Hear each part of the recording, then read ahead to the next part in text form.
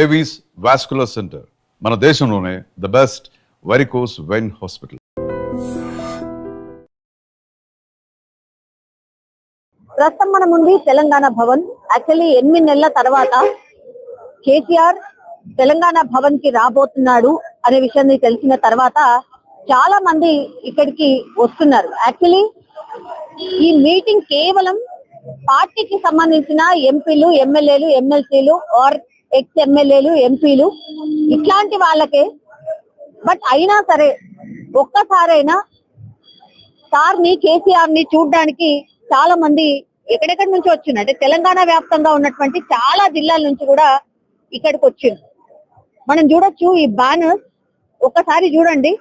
Box back, BRS party president మళ్ళీ రావాలి, KCR sir గారు మీ చేతిని విడమము, మీ మార్గం బదలము అని చాలా మంది ఇట్లాంటి ఫ్లెక్సీలు ఏర్పాటు చేసుకొని ఆయన మీద ఉన్నటువంటి అభిమానాన్ని చాటుకుంటున్నటువంటి సిచ్యువేషన్ అయితే కనిపిస్తుంది. యాక్చువల్లీ నిన్న నందినగర్ ఇంటికి ఆల్రెడీ చేరుకున్నారు. సో అక్కడ నుంచి ఎగ్జాక్ట్లీ 2 o'clock కి మీటింగ్ స్టార్ట్ కాబోతుంది కాబట్టి 1:45 ప్రాంతంలో కేసీఆర్ ఇక్కడికి చేరుకోబోతున్నారు. అండ్ ఆయన ఇక్కడ నుంచి ఏం మాట్లాడబోతున్నారు, ఏం పిలుపు ఇవ్వబోతున్నారు అనేది కూడా పెద్ద ఎత్తున చర్చ అయితే నడుస్తోంది. ఇక్కడ చూడండి, ఒక్కొక్కరు మనం చూస్తూ ఉన్నాం. వివిఐపీస్ అందరూ చేరుకుంటున్నటువంటి సిచ్యువేషన్ అయితే కనిపిస్తోంది. ఆల్ ఎమ్మెల్యేస్, ఎంపీస్ వీళ్ళందరూ కూడా చేరుకుంటున్నారు. ఒక్కొక్కరు టైం కంటే ముందే చేరుకుంటున్నారు. అంటే చాలా మంది మనం ఇక్కడ చూడొచ్చు. ఒక లిస్ట్ మనకి ఇక్కడ కనిపిస్తోంది. ఆ గేట్ లోపలికి ఈ లిస్ట్ లో ఎవరి పేర్లు అయితే ఉన్నాయో వాళ్ళని మాత్రమే ఎలో చేస్తూ ఉన్నారు. మిగతా వాళ్ళు ఎవరిని కూడా ఎలో చేయట్లేదు. లోపల ఎవరైనా ఉంటే కూడా బయటికి పంపించేస్తున్నారు. సో కొంతమంది వ్యక్తులను మాత్రమే లోపలికి ఎలో చేస్తున్నారు. దట్టు లిస్ట్ లో పేరుని చెక్ చేసుకున్న తర్వాతనే లోపలికి అయితే ఎంట్రీ ఉండబోతోంది. సో ఇంకో గంట సేపట్లో కేసీఆర్ ఇక్కడికి రాబోతున్నారు. పెద్ద పెద్ద నాయకులు ఎవరైతే హరీష్ రావు గాని లేకపోతే కేసీఆర్ గారు గాని వాళ్ళు వచ్చిన ఒక 5-10 నిమిషాల తర్వాత కేసీఆర్ ఇక్కడికి వచ్చే అవకాశం ఉన్నట్టుగా చెప్తూ ఉన్నారు. సో ఒకసారి మాట్లాడే ప్రయత్నం చేద్దాం. చాలా మంది ఇక్కడికి వచ్చిండ్రు, ఒకసారి మాట్లాడే ప్రయత్నం చేద్దాం. వచ్చారు, ఒక్కసారి ఎప్పుడొస్తారా అని ఎదురు చూస్తున్నారు. ఏం నుంచి వచ్చినారు? నా పేరు శ్రీను నాయక్, బీఆర్ఎస్ రాష్ట్ర కార్యదర్శి, ఉస్మానియా యూనివర్సిటీ. అయితే గత 2 సంవత్సరాల్లో ఈ కాంగ్రెస్ ప్రభుత్వం లేనిపోని మోసపూరిత హామీలు ఇచ్చి ప్రజలను మోసం చేసి గద్దెనెక్కిన తర్వాత ఇప్పుడు ఈ 2 సంవత్సరాల కాలంలో ఈ కాంగ్రెస్ ప్రభుత్వం రేవంత్ రెడ్డి చేసింది శూన్యం. తెలంగాణ సమాజాన్ని కాంగ్రెస్ ప్రభుత్వం ఏ విధంగా నాశనం చేస్తుంది, ఏ విధంగా మోసం చేస్తుందనే దాన్ని వివరించడానికి, తెలంగాణ ప్రజలను తెలియపరచడానికి ఈరోజు బీఆర్ఎస్ పార్టీ అధినేత కేసీఆర్ గారు ఈరోజు తెలంగాణ భవన్ కు వచ్చి ప్రెస్ మీట్ లో మాట్లాడడం జరగబోతుంది.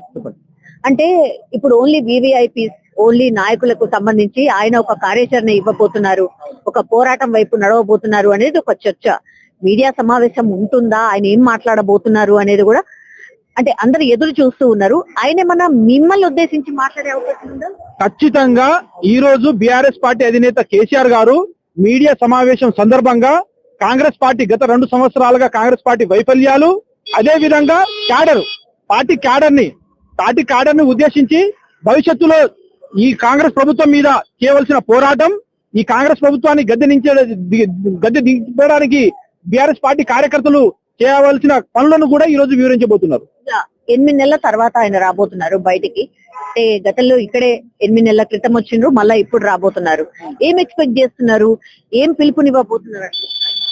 ఇప్పుడు కాంగ్రెస్ ప్రభుత్వం వచ్చినాక తెలంగాణ రాష్ట్రానికి తీరని అన్యాయం జరుగుతుంది.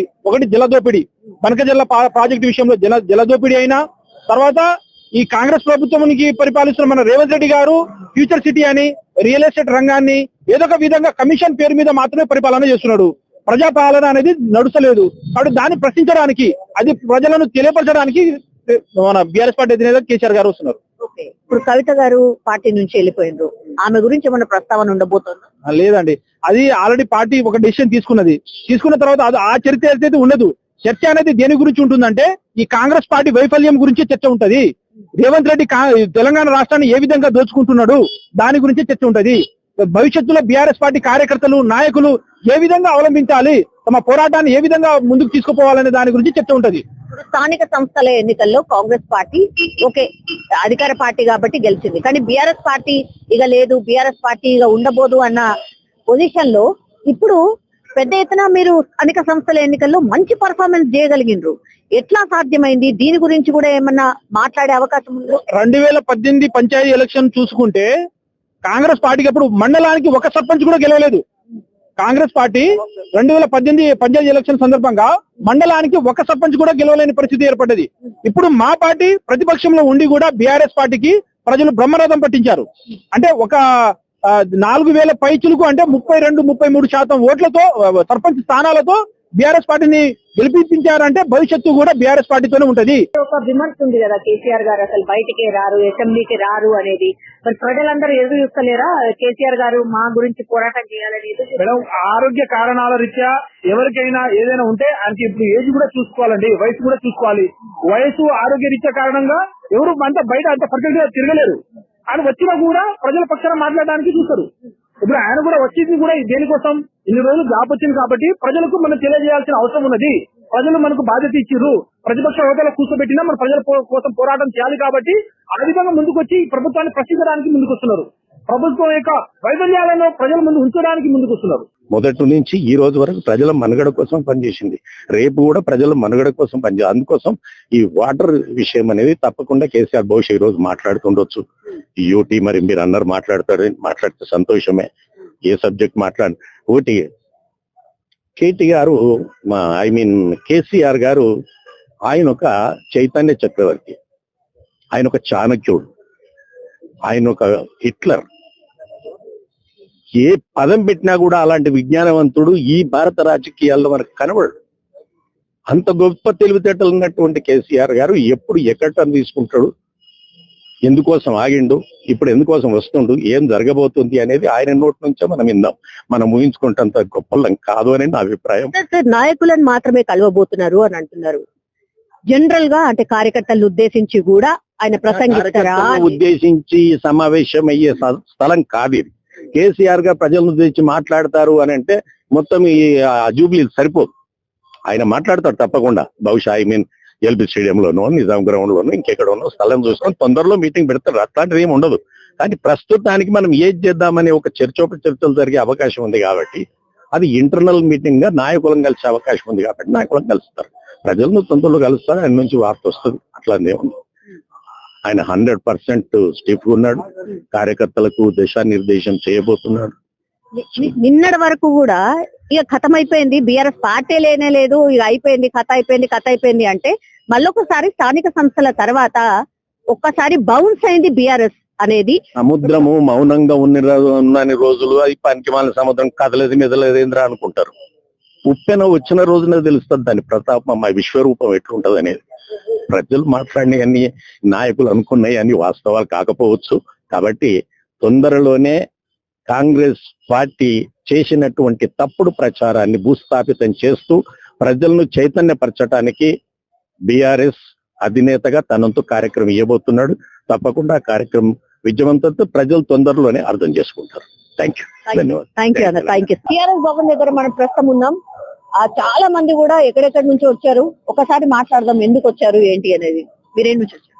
అది ఉమ్మడి నల్గొండ జిల్లా తుంగతుర్తి కాన్స్టిట్యున్సీ, అక్కడి నుంచి వచ్చింది. నీళ్ల పోరాటం అంటే కృష్ణా జలాలు కూడా మీ నుంచి పక్క నుంచి పోయినా మీకు లాభం జరగలేదు. దాని గురించి ఈ రోజు పర్టికులర్ గా కేసీఆర్ గారు మాట్లాడబోతున్నారు అనేది పెద్ద ఎత్తున చర్చ. అది కాకుండా ఇంకేం చెప్తారనుకుంటున్నారు? గతంలో తెలంగాణ ఉద్యమం పాట ఉంది, తలాపున పారుతుంది గోదావరి మన ఊరు మన శిలకయ్య గారు ఏడారని. ఆ తలాపున పారుతున్న గోదావరి తీసుకొచ్చి మా కాలం జరిగింది మాత్రం కేసీఆర్ గారు. గతంలో తుంగతుర్తి ప్రాంతం అంటే ఎటు చూసినా గోరీలు ఉండే, ఎక్కడ కక్షలు కార్పొరేట్లు వీళ్ళ కమిషన్ కోసం తీసిన కాలువల్లో రక్తం పారింది. కానీ కేసీఆర్ గారు వచ్చాక కాళేశ్వరం కట్టి మా కడుపులు నింపి గోదావరి అంతా మా కాలు గారింది కేసీఆర్ గారు. దయచేసి కేసీఆర్ గారు పోయినాక ఏం బంధం ఏంటంటే మీరు అనుభవించినాం. కాళేశ్వరాన్ని కుట్ర చేసి కూడబెట్టిన ఈ దద్దముల వల్ల మీరు నష్టపోయినాం. మా తాగునీరు మా సాగునీరు బంద్ అయిపోయింది. గతంలో 3 లక్షల రూపాయలు ఉన్న భూమి 30 లక్షల రూపాయలు చేసింది కేసీఆర్ గారు.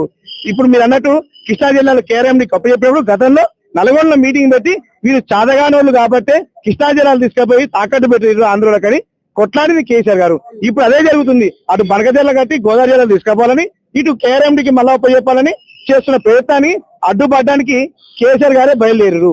రాష్ట్రంలో ఇలా ఏం జరుగుతుందంటే ఈ రాక్షసుల పాలనలో రావణ కాష్టం అయిపోయింది. 24 నెలల కాలంలో ఏం జరిగిందంటే 24 నెలల కాలంలో ఇలా మా పార్టీలో గెలిచిన తీసుకుపోయి మా ఎమ్మెల్యేలు కాదని ఇటు అటు వాళ్ళు కాకుండా ఇటు కాకుండా ఎక్కడ ఉన్నారు వాళ్ళు, ఏ పొజిషన్ లో ఉన్నారు? 10 మంది ఎమ్మెల్యేలు స్పీకర్ గారు నిజంగా రాజ్యాంగబద్ధంగా ఉన్న స్పీకర్ గారు మా ఎమ్మెల్యేలు అంటారు కదా, మీటింగ్ రావాలి, మేమే ఇక్కడ సన్మానం చేసి లోపల తీసుకుపోతాం. ఏం జరుగుతుంది రాష్ట్రంలో? రాజ్యాంగం నడుస్తుందా? వ్యవస్థలు నడుస్తున్నాయా? మొన్న కాక మన జూబ్లీ సెలక్షన్ లో మొత్తం ఈసీఏ కొలాప్స్ అయిపోయింది. ఎవరు బాగున్నారు ఇక్కడ? ఏ వర్గం బాగుపడింది? దయచేసి ఈ రాష్ట్ర ముఖ్యమంత్రికి గతంలో మంత్రిగా చేసిన అవకాశం, పరిపాలన చేసిన ఈ రాష్ట్ర ముఖ్యమంత్రి గతంలో ఒకసారి మంత్రిగా చేసిన రివ్యూలు పోయినా లేవు. ఎప్పుడు దందాలు, రియల్ ఎస్టేట్ వెంచర్లు అవి చేసింది కాబట్టి ఇప్పుడు ఏది చేసినా పేదోరు ఇల్లు కూడా కొట్టాలా, పేదోరు కాడ వసూలు చేయాలి. And for more videos, Please subscribe to iDream. Please subscribe to iDream. Please subscribe iDream. And please subscribe to iDream. For more videos, subscribe to iDream. please like, share and subscribe to the channel. Congratulations, iDream. Subscribe to iDream. Subscribe to iDream. So subscribe to iDream Media. iDream team అందరికి huge congratulations. Please subscribe iDream Media. Please subscribe to iDream. Subscribe iDream. Please subscribe to iDream. iDream అంటే నా కళల ఛానల్ను subscribe చేసుకున్న నోరు తిరుగుతలేదు, మీరైతే గంట గుర్తు కొట్టండి. For more such videos, please subscribe to iDream. Subscribe to iDream. Please subscribe to iDream. Please subscribe iDream Media. Please do subscribe to iDream. Please subscribe to iDream Media. For best entertainment and information, please subscribe iDream. And don't forget to subscribe to iDream.